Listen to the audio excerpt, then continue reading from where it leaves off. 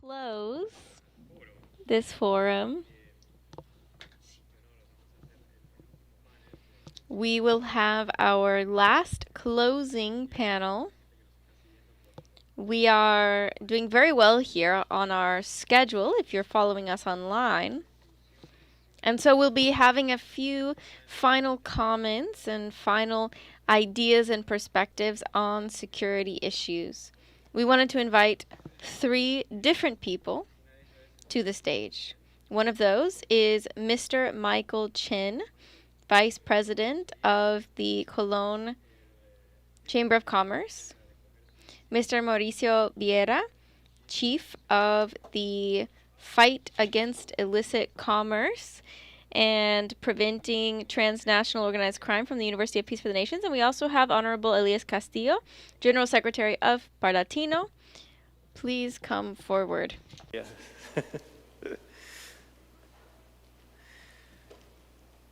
Lo que queremos ver es preguntarles a ustedes.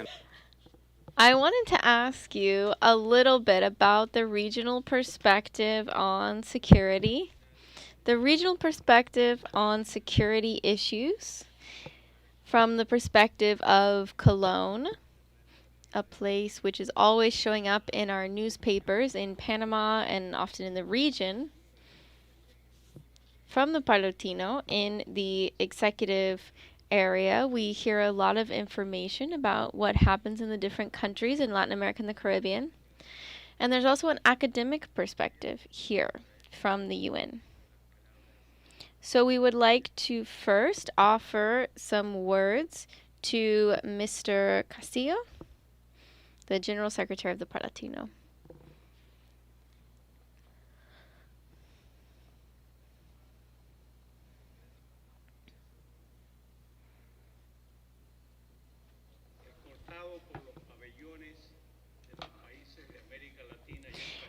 With these flags from Latin America and the Caribbean behind me and lit by the 23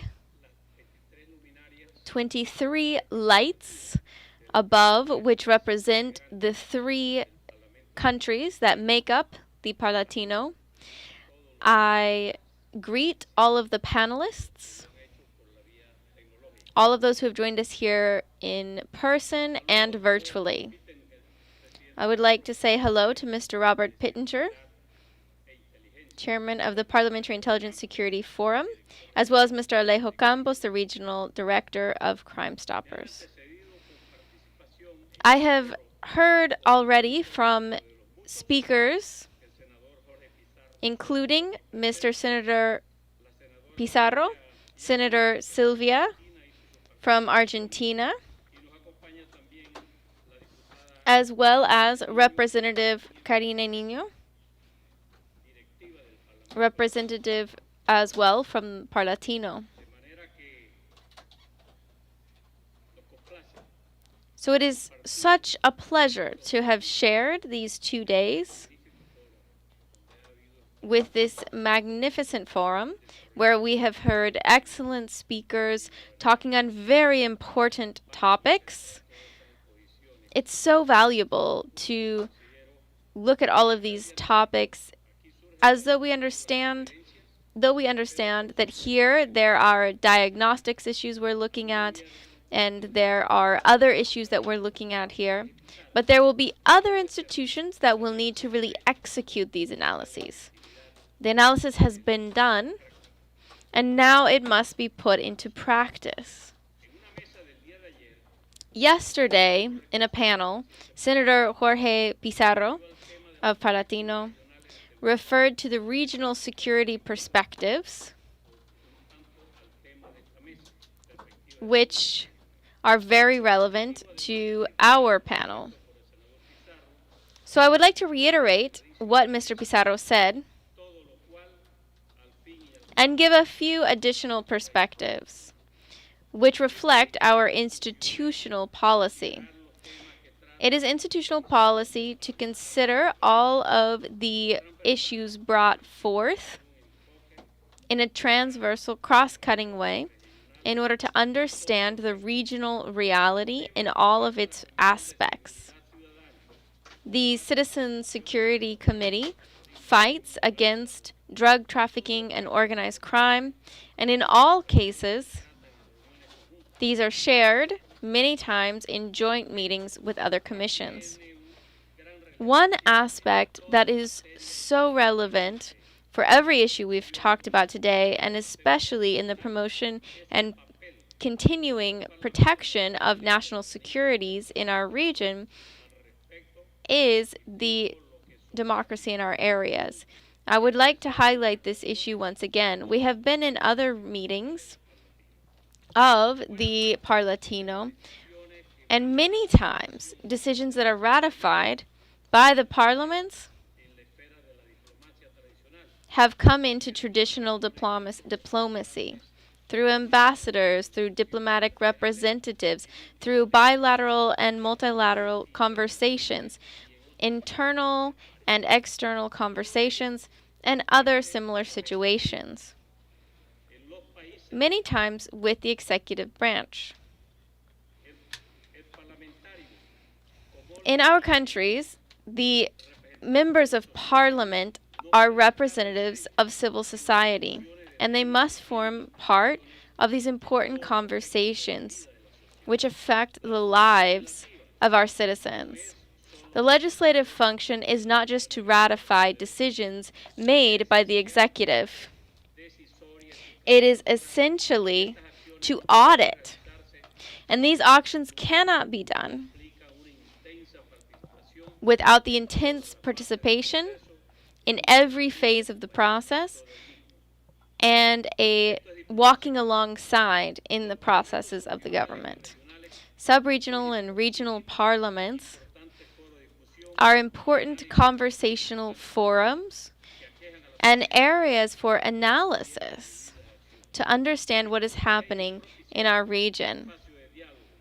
They offer dialogue spaces interregionally and regionally, not just with similar organizations, but broadly speaking with all relevant stakeholders. At this time, we must take on new modalities of dialogue with civil society, in parliaments, in governments, and generally as political leaders. Dialogue, as it says, requires reciprocal flows of information. All parts must act as receivers and as sharers of information. Civil society has often been a passive listener. Civil society has often been limited in only receiving information about the activities that the state enacts once decisions have already been made, even when they are already being implemented or have already been implemented. Because of this, we must improve spaces, mechanisms, and formal and informal procedures established so that this dialogue can happen properly and so that we can create new conversations, so that civil societies in all their different aspects can express their will, so that they can be heard and they can be taken into account in all environments. In terms of security and fighting crime and delinquency, this important aspect of the common man is something that promotes, and the connection with the common man and the citizenship is something that Crime Stoppers promotes. This is why the parliament members must create spaces to work with and monitor the fulfillment of the commitments and resolutions that are adopted in the parliament.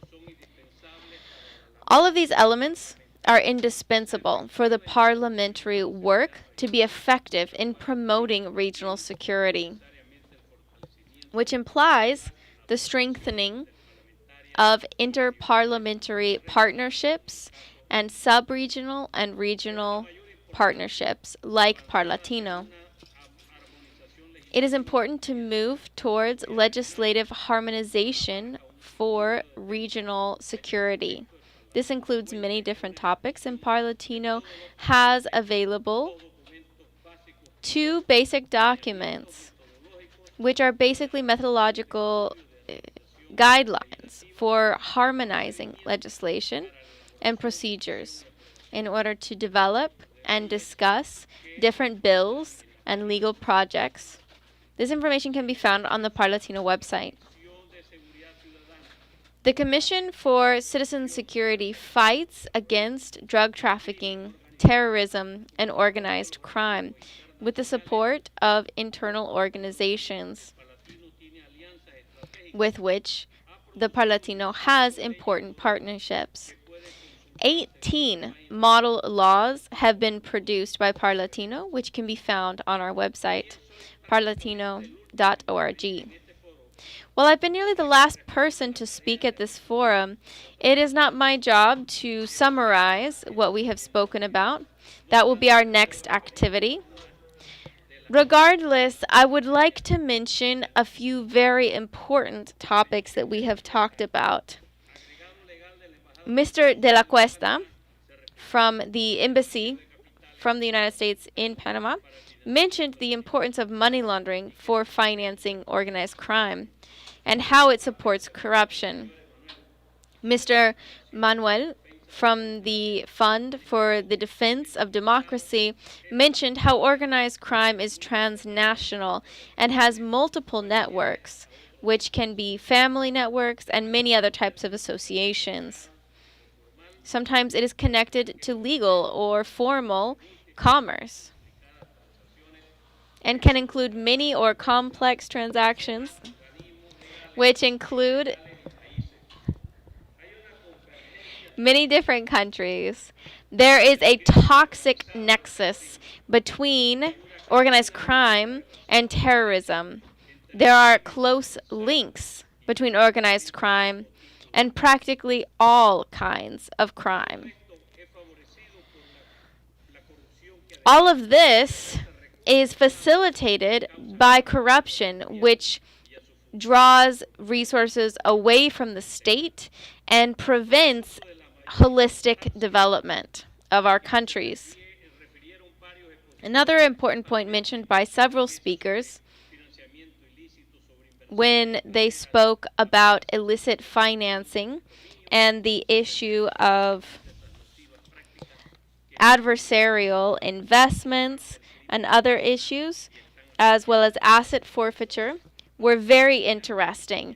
The effects of those laws on different crimes was important to hear. These crimes require joint work to overcome them. It's evident that avoiding impunity and sanctioning those guilty of corruption in a strict way, as well as developing a strict transparency in all state organizations, is one way, not the only way, but a highly effective way of fighting organized crime. This allows us to redirect resources to the development of society, to overcoming inequality, to fighting poverty and hunger, defending our environment, and strengthening democracy, all of which is damaged by the negative effects of crime.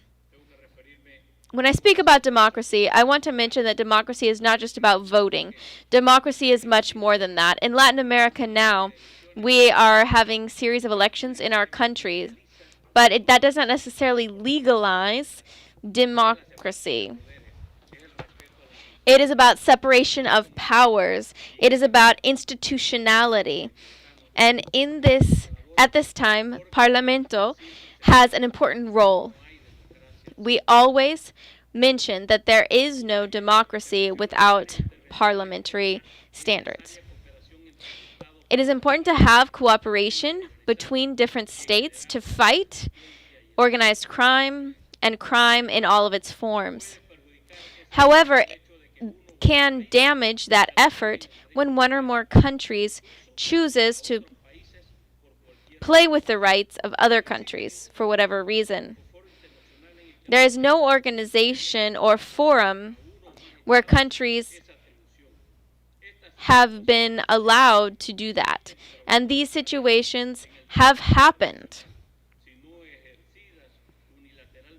They have happened unilaterally based on economic superiority or military superiority of those countries.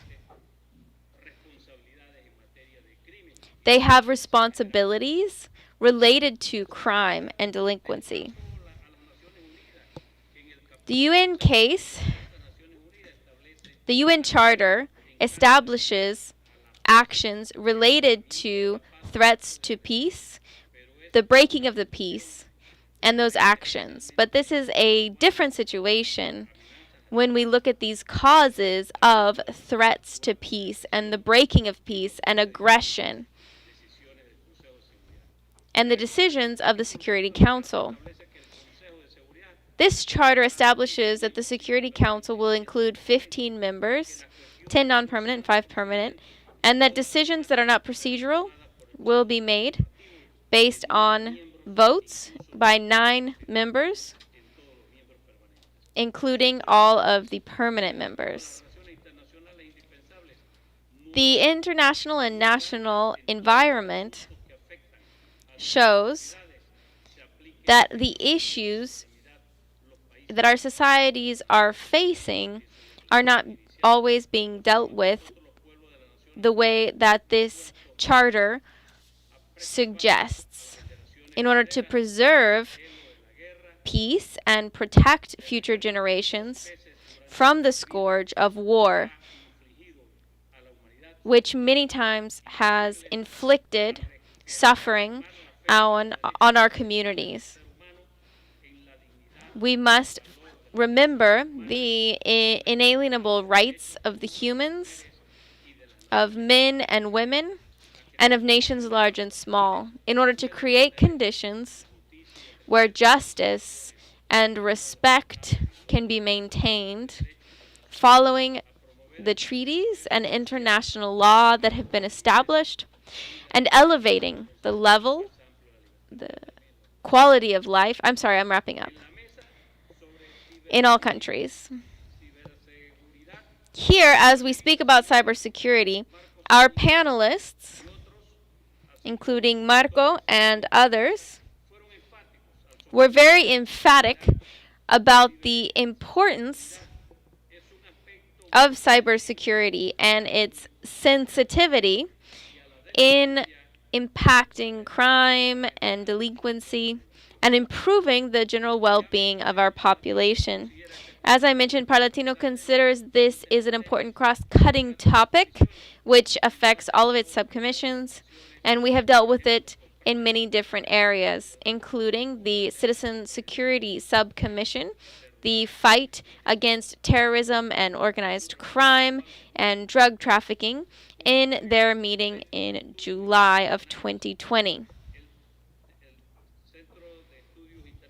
This subcommittee worked with a institute from Mexico, and based on their concerns, a model law about technological crime was created, and they are working on a cybersecurity law with the support of the different cooperation mechanisms that are included in our strategic partnerships. There's a lot that can be said about regional security. Some important aspects have been included in the conferences and panels that we have spoken in and heard from today. Due to the limits on time to talk about these kinds of issues, I have chosen to focus on the fundamental legislative issues and those topics related to our forum. I would like to add that the Parlatino has 18 model laws which are available. Some have been used to create legislation in countries in our region, members of the Latin American Parliament. Severino Mejia, a great speaker on the topic and Minister of Security, spoke on this and mentioned Panama. And as a Panamanian, if you would allow me to take one moment and talk about this issue of drugs. Panama does not have cocaine plantations. Panama does not have laboratories, and cocaine is not produced or processed in Panama. Panama does not transit cocaine. As we said yesterday, Panama fights with the numbers that Mejia mentioned yesterday to capture tons and tons of drugs, thousands of tons of drugs. So we are collaborating in this battle. The question is, what are the other routes where things are getting through? Where are these products being sold? To whom is it being sold? How much capital is being developed, is being produced? And what happens to that money? These drugs often go north, they go towards Europe, they go towards Asia, but we don't hear about the struggles in those countries where that scourge is arriving. This deadly scourge of these illegal drugs. That is why I would like to emphatically say that Panama does not tolerate and does not participate in any way in drug trafficking and fights against it in all of its facets. Thank you very much for your attention. Thank you very much, Mr. Elías Castillo, not just for these words here, but also for all of the teamwork we've been seeing over these past few months in organizing this forum. To you and to your team, thank you very much. I would like to highlight two key ideas from your words, which are just about closing words.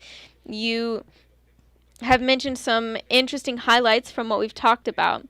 But what you said about the 18 model laws that Parlatino has available on its website for all of the countries present here, and all of those who are following us on the stream, this is a very concrete contribution to the Parliamentary Intelligence Security Forum. 18 model laws that are developed that can be used to introduce legislative reforms, not just in Latin America, but in many other countries, in many other regions, and many other similar parliaments, those similar to the Parlatino around the world. I'm glad that you mentioned that about the 23 lights. I had counted them and I was trying to figure out exactly why there were 23, so I appreciate you mentioning that. I would like to invite Mauricio Vieira next. He is our chair on countering illicit trade and preventing transnational organized crime from the University for Peace from the United Nations. What's very interesting is that this organization was really born with the goal of countering illicit trade and developing these, or rather strengthening the academic side of this very important issue. Many organizations put forth a lot of effort to develop this group in the university. So Senator Pizarro and Elías Castillo, and also the representative from Costa Rica, from Parlatino, I would like you to know that there are these clear academic organizations for model laws, and we're going to hear from Mauricio now about this issue.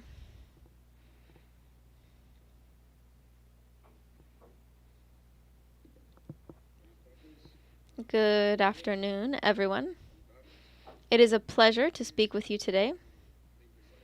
Before starting on my comments for this panel, I would like to thank Mr. Robert Pittenger, President of the Parliamentary Forum, and all of the institutions that invited me to participate in this event, the Panamanian Assembly, CCLAC, Mr. Pizarro, Crime Stoppers from Bermuda and Latin America. And we have such an honor of working together with you in developing initiatives against transnational crime. Mr. Alejo Campos, thank you very much. I would also like to thank Silvia Jacopa from Argentina with us today, who is also an academic on this issue. For this topic, I would like to consider two key aspects. First of all, looking at regional security from the problems that we've identified, and second, thinking about the solutions for those problems. When we look at that first aspect, what are the problems? My starting point would be the role that the states have and exercise in fighting external and internal threats.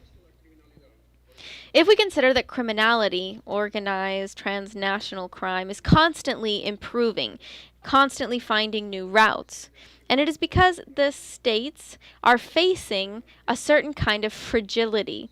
That fragility is primarily on their borders, whether they are marine borders or land borders. And when I say fragility, I mean the weakness of the state institutions that do not have the capacity to control the borders. For that reason, the challenges that we are facing on our borders are the reflection of the use of force by organized crime and how they compete with the state in use of force. They bring the perspective that regional security is also a national security issue. States are not isolated in their border fragility. When I make this distinction between borders and other parts of the state, it is because organized crime works under the logic that the state is not the enemy, but rather is not the only enemy, but rather there are territorial disputes between different organizations, criminal organizations.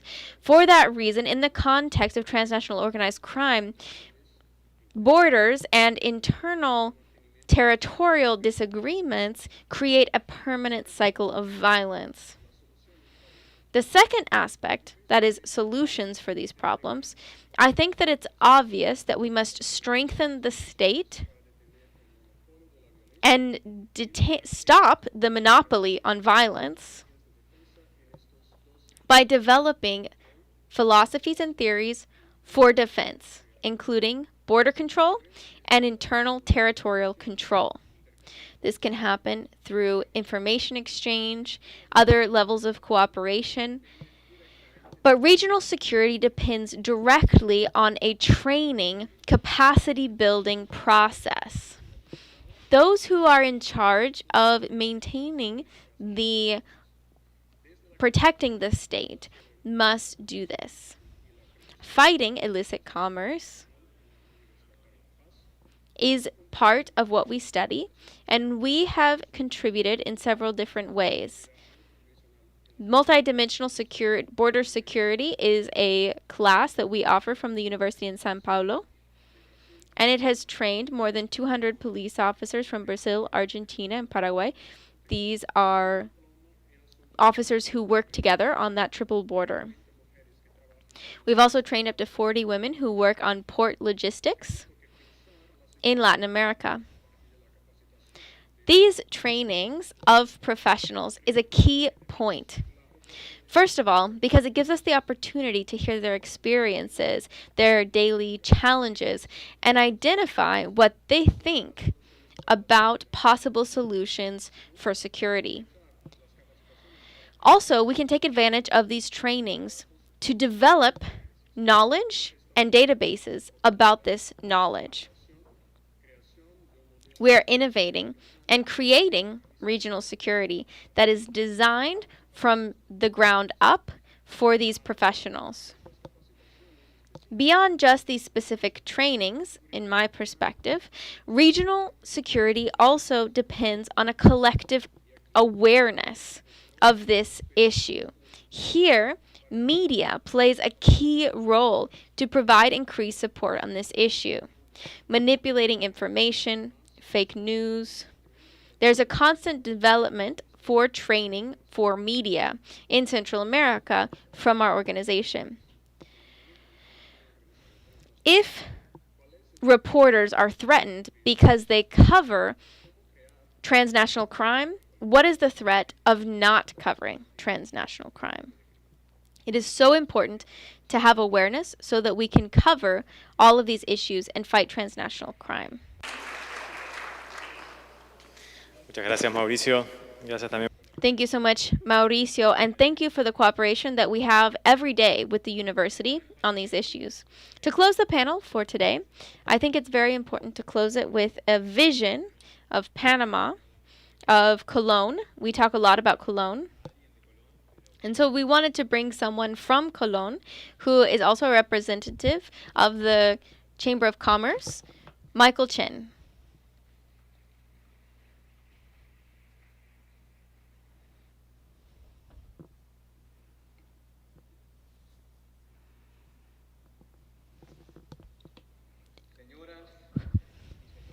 Ladies and gentlemen, it has been an extraordinarily long day. I have been able to see all of the panelists from yesterday and today present, and I'm going to be sincere. I'm a little bit scared. I feel that I'm missing something. I look in the mirror, and I feel like I'm missing gray hairs. I don't have any, and 70% of those presenting have gray hair.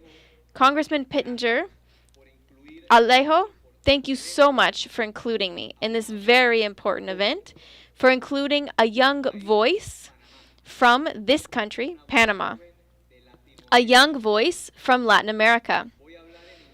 I will be speaking in English. So if you are using an interpreting device, I would recommend that you get that out. These are extraordinary times for all of our countries. You may not know it, but we are all at war. Some of us are battling the pandemic. Others are battling against all of what we know is wrong. We are facing a great deal of challenges that will define how you and I will live from now on. Unfortunately, I regret to inform you that we are all losing this war. By the time I finish with this 10-minute speech, 54 containers would have departed from my city in Colón to many of your countries. And one or two of them will contain illegal drugs. Some will contain counterfeit merchandise, and some other ones will be used for money laundering that will support terrorism and other criminal organizations. But I'm pretty sure that many of you already knew this, right? Call me crazy. But if you really want to change some of the insecurity in our countries or around our countries, start by helping me change Colón. Why? Well, it's a fairly simple answer. Most of Latin America's goods go through the city of Colón, specifically through its ports and its free trade zone. Many consider this city, my city, to be the second most important one in Panama. But for me, this doesn't make any sense at all. Today, I brought with me a picture that I want to share with you guys. This is a picture of my city, the city in which I was born, the city in which I was raised. For those of you who have visited my city, it seems that it's stuck in time, immersed in an array of problems that go from insecurity, lack of education and infrastructure, unemployment, and a lack of a proper development plan. My city presents the same repetitive pattern of all port cities in Latin America, where organized crime is established. Adding to this, COVID-19 has aggravated the situation even more. We are no longer talking about an economic reactivation. The situation is so critical that we must now talk about an economic reconstruction. Based on a survey we did a couple of months ago, we found out that 32% of our population did not receive any help at all during the COVID lockdown. People are dying because of our lack of action. 75% of businesses suspended the work contracts of their employees. And what hurts me the most is that 38% of small businesses in my city are not going to reopen they're gone forever. What do you think those people are going to do? What do you think those people who have lost their jobs and businesses are going to do? It doesn't matter how you view our current situation. For them, being part of the crime structure seems appetizing. Every day that goes by, the situation worsens. Organized crime and gangs seem to find more creative ways of getting through what's left of my city.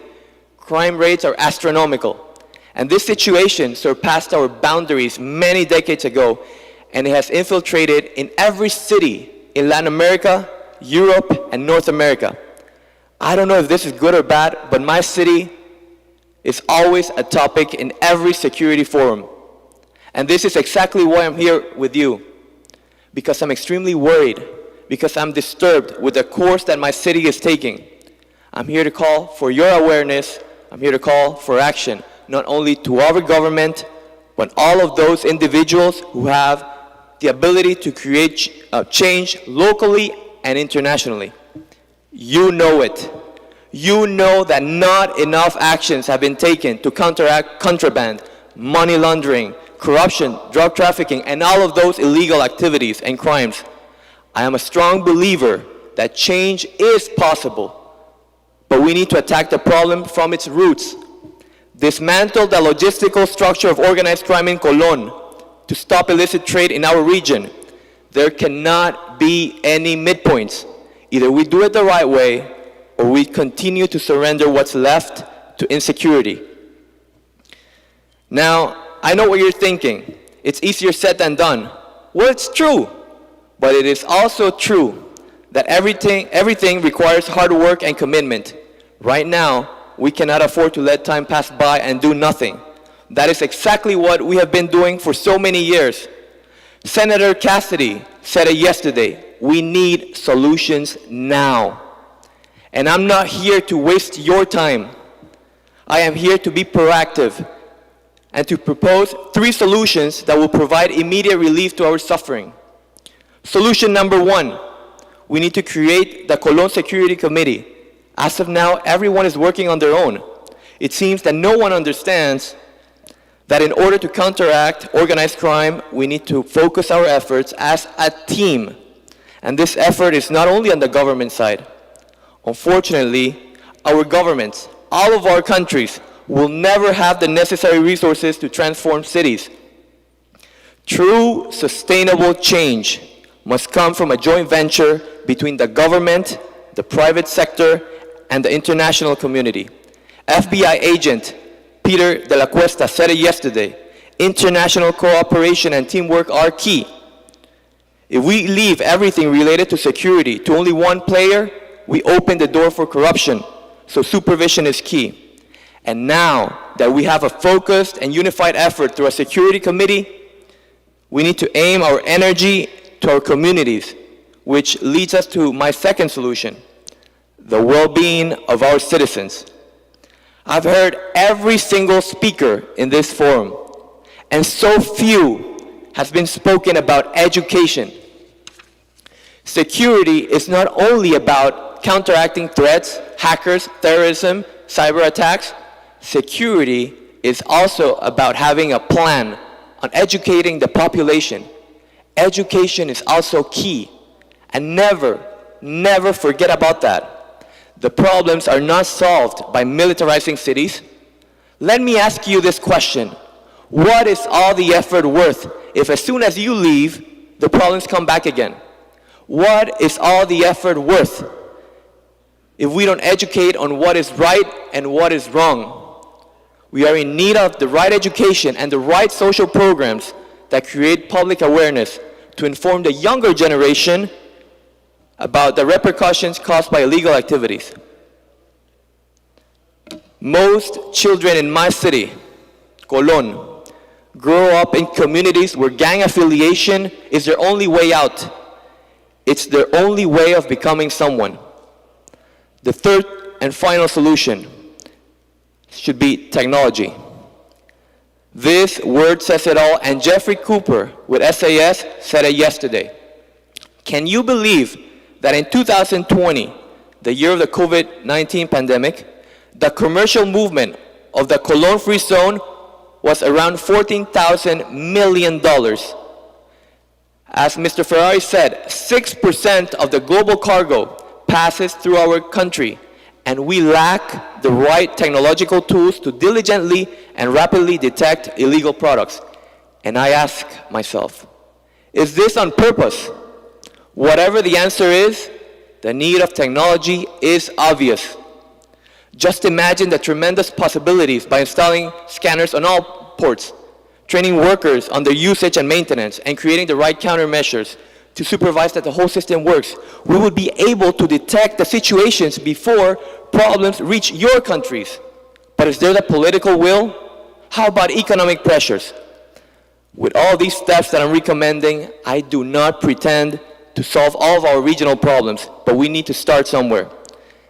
Distinguished guests, and all of you who are viewing this through the streaming services, I did not come here to speak as a security expert. I'm just not one of those. But I'm someone who understands the idiosyncrasy and feels by first-hand experience what the people from Colón and other cities in Latin America go through and what they struggle. I want to call your attention to the following. 91% of the businesses in Colón think that we're headed to social chaos. There's a glimpse of an apocalyptic scenario. Colón is a museum of disappointment after disappointment. Just look at that picture. A lot has been said and so little has been done. With this, I am not calling upon negativity or pessimism. We, the people from Colón, we do not lose faith. And while the rest of the world stigmatizes us as a money laundering and drug trafficking city, we continue to move forward. The key question is, what is advancing more, the good or the bad? I want to leave you with this message. There are still numerous people who are brave enough to stay in Colón and do things the right way because we love that place and we're willing to continue with the fight. There are still long-standing Colón companies that put value in honor and ethical standards over the quick buck. You that are listening, you, the younger generation, I want you to know that there is very little time left. You haven't noticed, but my problems have already become yours.